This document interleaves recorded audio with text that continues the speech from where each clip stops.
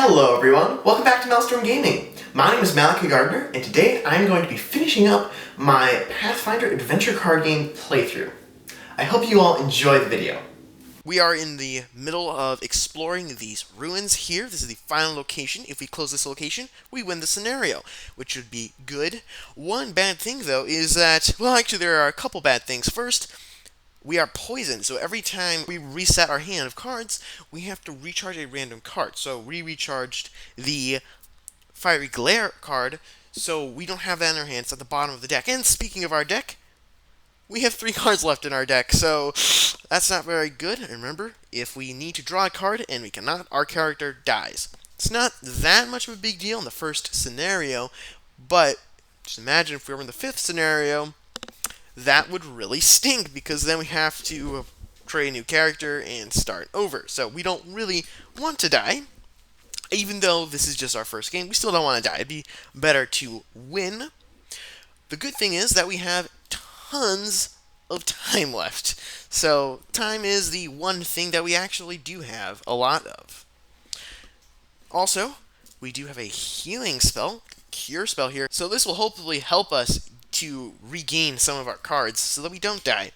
And also, what we should keep remembering is that there is a special scenario rule for this scenario saying that during the scenario, when you encounter a Bane, you may succeed at a Knowledge or Perception 5 check to evade it. So, we should probably try to do that if we do encounter a Bane, just so that we don't die, which, again, is not something we want to do. So let's go straight into seeing what the new hour is. So it has no special abilities, so we can just put that in the discard pile. And as you can see, many of the cards just don't have any special abilities. You just kind of can continue playing. You don't really need to keep track of anything, but it is nice to have some sort of special ability occasionally. So, first thing we're going to do is I'm going to play Cure. And this is going to allow me to heal 1d4 plus 1 cards. So there we go. That's a 2. So that's going to be 3 cards. So we can heal 3 cards from our discard pile. So I'm just going to shuffle this up. And we'll take 3 random cards. And there we go. 2 blessings and then an ally. And then those will be shuffled into our deck. So now we are not as close to dying, which is good. So that'll go right there. And then this card will go aside into our recharge pile, or our recovery pile, rather. And that will possibly do something later. Before healing, we should have actually checked this card, because when you would heal any number of cards, you may remove this Scourge instead. Now, I don't actually want to do that, because I can just play Soothing Ward, and this will allow me to remove a Scourge from a character. So, I will place this card in my recovery pile as well, and remove this Scourge from me. And then, we're left with an Archer, who can help us with some attacking, a Troubadour, who can help us with Charisma, Diplomacy, and then we have Lightning Touch, which is a nice aggressive spell. So let's go ahead and go right into the exploration. And it is a Dire Boar. So this needs a combat check of 10, then a combat check of 11. So yeah, some abilities here. When you would reveal a melee weapon, on the check to defeat, recharge it instead. If defeated, but either check to defeat was not exceeded by at least 4, suffer 1d4 combat damage. So we've seen this boar before, and it didn't go well last time. So I think I'm actually going to use this ability for the special scenario ability that I've never done before in this scenario of this game, but I probably should have. And so I can do a knowledge or perception check. Let's see. So actually my knowledge is 6. Let's get that focus. There we go. 6 plus 1. So 6 plus 1 to get a 5. Not best, but not terrible either. There's nothing to lose, so maybe as well. And it is a 6, so we do evade it, which means we can shuffle this back in our location here. I do want to be able to take out that boar at some point, but need to wait until I'm ready. Alright, then there are, let's see, I could discard a card to explore or something like that, but remember, the only thing we have a lot of right now is time. So let's just go right into the recovery phase. We have 2 spells here. And so first, start with Soothing Ward. This says during recovery, if proficient, discard this card. You may succeed at an Arcane 11 or Divine 8 check to recharge it instead.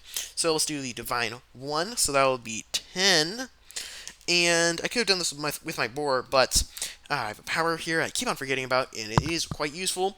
On a local non-combat check, you may recharge a card to add 1d4. So I think I'm going to recharge this Troubadour here to add a d4, just to make sure I can actually recharge everything. So let's do that.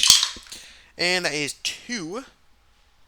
And then plus another 4, 6, and then plus 1. So that is 7, which is not quite enough. Just very close, but not quite. So it's 8. And then I'm going to recharge the Archer here to add a 1d4 for my Cure, which needs to get an 8 as well. And that is 6, 7 again. Wow, that is not good. So, that's that. So now I'm going to be able to draw a card. I have 1 card in my hand, so I will draw 5 cards.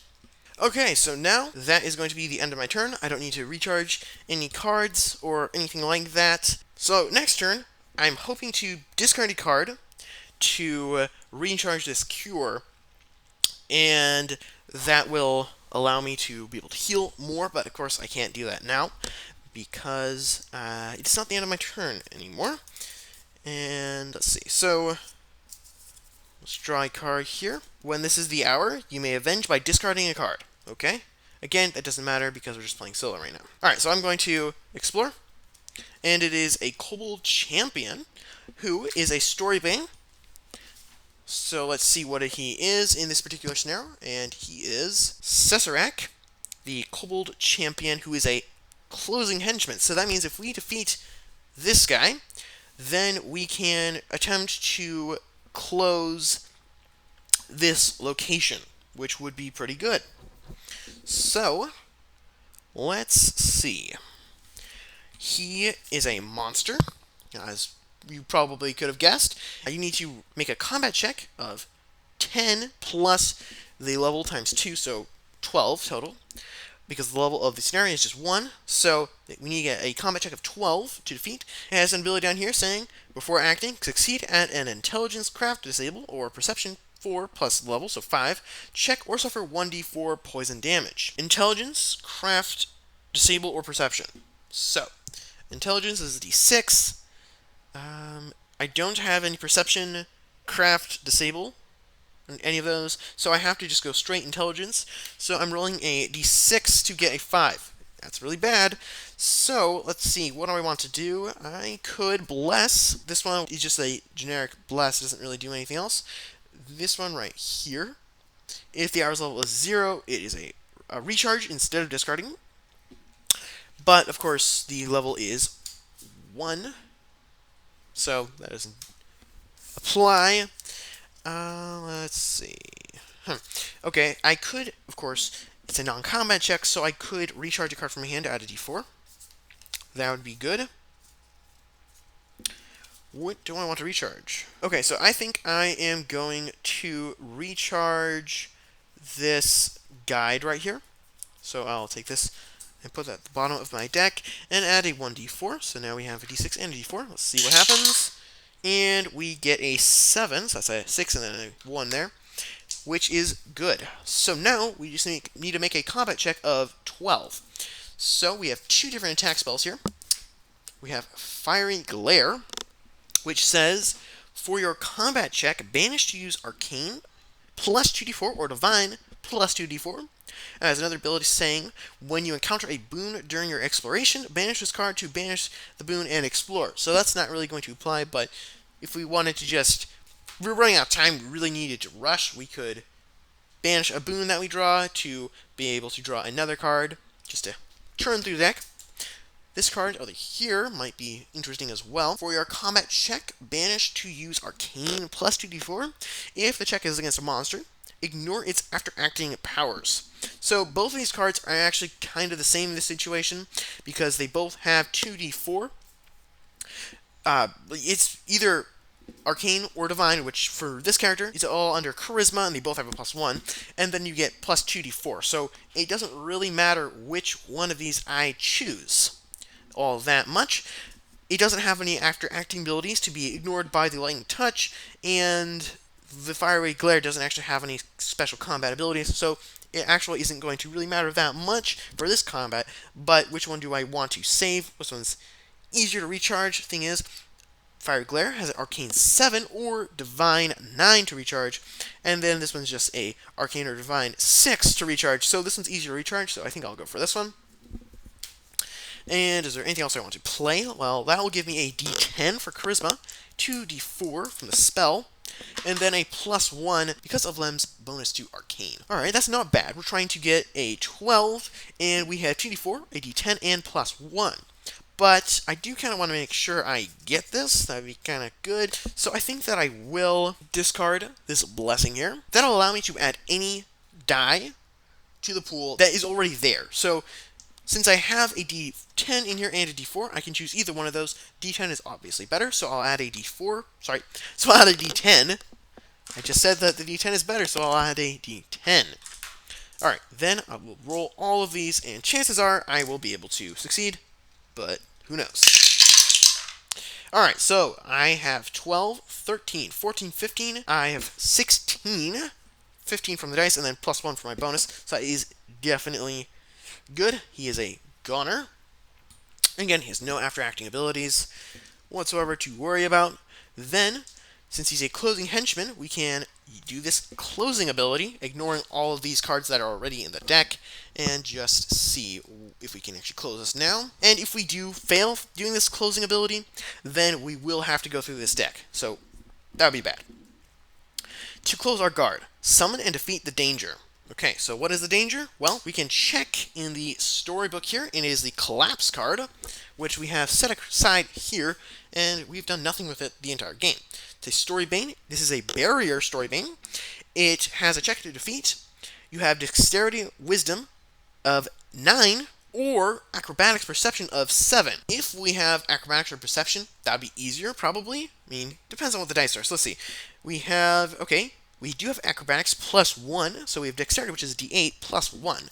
So we need to roll a 6 with our D8 to do that. And then we also have Dexterity Wisdom. And see, we have nothing under...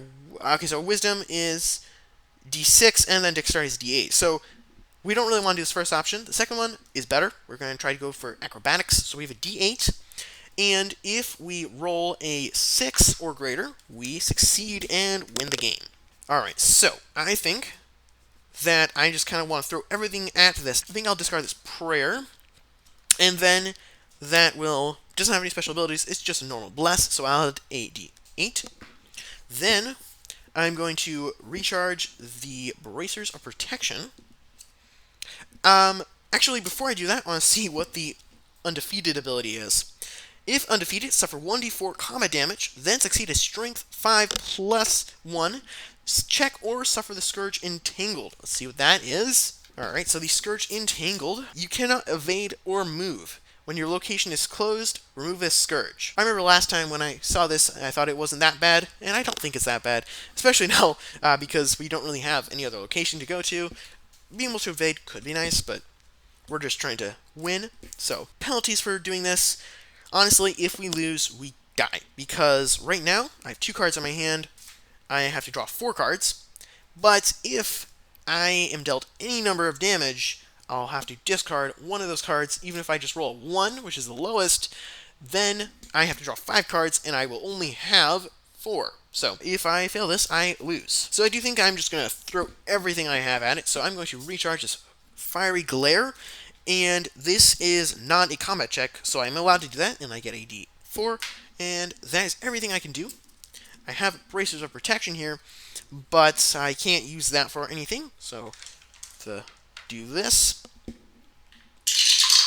Alright, so this is the moment of truth. We have an 8, 8, and 4, so that is a success by quite a bit.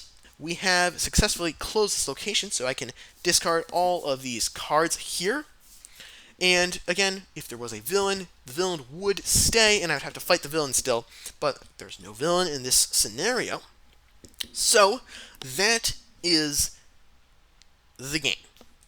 So now we can go through and read the development, which again, I'm not going to read and spoil it, but you do get a reward, which in this case is each character gains a hero point. Now that's kind of the standard reward, and there are these little tokens that just simply say hero point on them. There are several things you can do with these hero points. One of them, and this is the main thing that you're going to be doing with them, is gaining feats, which are going to be able to increase your character's abilities. You can pick any one of these boxes that you see there, and you can shade one in. You have to go from left to right, so say charisma here, you can shade this 1 in, you get a +1 to all your charisma rolls, and then you can shade in the 2, you get +2 to all your charisma rolls. If you get all the way up here, you get a +4 to all your charisma rolls. So, that'd be really good if you really want to specialize, or you could kind of spread them out and be a little bit better at strength, because you're bad at strength, starting out with Lem, and then do a little bit in charisma and different things there. You have different options. For the powers, you have hand size. You can increase your hand size, which, of course, will do two things. First of all, give you more options, but second of all, it will make you way more vulnerable, as we've already discovered. The more cards you have, the more potential you have for being dealt a lot of damage. If you only have 4 cards in your hand, you can only be dealt 4 damage at a time. But sometimes it can be very useful to increase your hand size. But my personal favorite type of feats are going to be these power feats, upgrading these powers, and these will allow you to increase your ability. So this ability that we liked a lot here is on a local non-combat check, you may recharge a card to add 1d4. You can shade in this one, and then you roll a d6 instead of a d4, or this one right here, which would say, or another local character's combat check. So that you can do it for any non-combat check, or you could do it for someone else's combat check, which is really cool. And then on the back, the cards, very simple. You have the amounts of all the cards that you can have in your deck. So you can have 1 weapon, but you could upgrade that to have 2 weapons. Or you can have 0 armors, but you can upgrade to have 1 armor. So that is how all of those work, and that's all very cool, and I enjoy that aspect of the game quite a bit. Another thing you can do with hero points, you're not going to be doing this as much, but it can be a literal lifesaver, because if you ever die, at the end of the scenario, you lose all of your unspent hero points to come back to life. So it can be helpful to save 1 hero point, and sure, you'll be maybe a little bit weaker than all the characters, but if you run out of life, which is your deck, well, then you actually don't die, and you can continue playing. But it is way more fun to spend them on feats, because feats are exciting and cool. Another thing that you do after the game is you reconstruct your deck. So you take all the cards that you have at the end, that you have in your hand, discard pile, and deck, as well as all the buried cards that you put under your character card during the game, and you're going to put them in a pile. You can swap cards at this moment, and anyone can take any card they want, as long as, you ask nicely for the to the owner of the card. But you'll take out all your cards, and you'll sort them out, kind of like this, and then you will take the cards that you want to include into your next deck, and you'll put that in a deck, and then you'll banish the rest of them. So let's see, we're here. So we have 1 weapon, so let's see. Okay, we have 1 weapon to choose from, so I guess I'll pick the sling. We get 4 spells, and so then we have 1, 2, 3, 4 here. Didn't actually gain any new spells. We have 0 armor. It's convenient because I have no armor here as well. We have 3 items, so we have our 3 items here. 4 allies, so 4 allies. And then 3 blessings. And we have 3 blessings there. That is actually incredible. I did not gain a single card that entire game. The deck I have here is the deck I started with. Huh, okay, that's interesting. I guess I just encountered a bunch of monsters. I probably failed to acquire some boons, but for the most part I think I just encountered barriers and monsters, and I was able to close the locations before actually be able to acquire any new cards. But normally you actually have more than just your starting cards, and you're able to build a deck with the cards that you have. So if I had gotten some other cards, I would have been able to swap out some of my starter cards with some better cards and things like that, which is also pretty exciting. That is all set. Then I'm able to start the next scenario in the campaign. So that's about it. I hope you all enjoyed this video, and I hope you found it helpful, and maybe this game looks fun to you, and maybe you'll pick it up, or maybe you know that this game actually isn't for you, and this is just one you should pass on. But regardless, I hope you all have a great day, and happy gaming!